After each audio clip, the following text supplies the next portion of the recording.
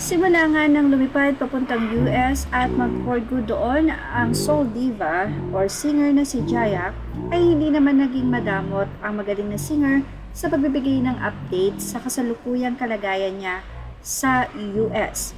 Kahit na nga nandun si Jaya, ay patuloy pa rin ang kanyang pagkanta. Siyempre may mga gig doon na nakakasama niya ang mga performer dito sa Pilipinas. Bagamat mahirap ang buhay, ay nandoon ang paglaban ni Jaya. But anyway, kamakailan lamang, one day ago sa kanyang social media account Instagram, ay binahagi nga ni Jaya ang kanyang pagkaka-aksidente. Kung saan ay makikita natin sa nasabing post ni Jaya na siya ay na-ospital. Doon sa kanyang naging pahayag, "Fear not, for I am with you. Be not dismayed, for I am your God. I will strengthen you.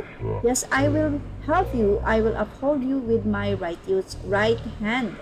Mukhang safe naman si Jaya, at maya makikita nga po dun sa video na ibabahagi natin mamaya na isinakay siya sa stretcher para dalhin sa ospital. Sa kanyang naging caption, sinabi niya na on a ride from Sacramento, California, on the way to Grayton Casino to see my friends and watch Regine Velasquez concert, when all of a sudden we get into a car collision. My friend Dr. Josephine Weber was driving, and with us was Auntie Merly Escolta, her cousin, when suddenly we get hit from the back. I am doing okay, but my friends are being checked and they will be alright. By God's grace, thank you, Jesus, for sending us divine protection and covering us with your blood. It could been super worse. I'm glad Doc and Aunt Merles are okay. Thank you, Lord, for making it another day. I am grateful for your mercy and grace. Praise your holy name. Please wear your seatbelt at all times when you are in a vehicle, especially if you're at back seat passenger.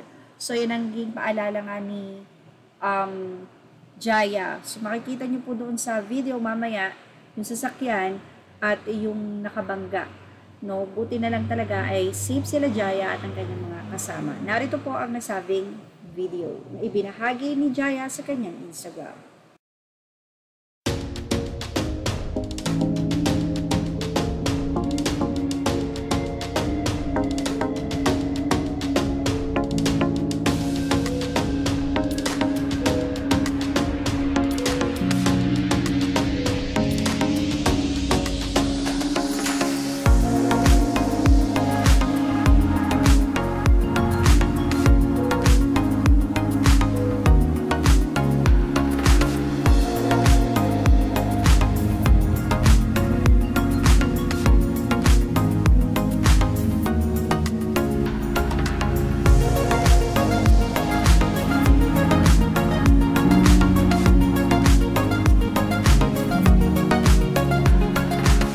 Ginamit po natin photos and video ay para po sa ilustrasyon, at maraming salamat at kinikredit po natin ito sa nagmamay-ari nito, kay Jaya.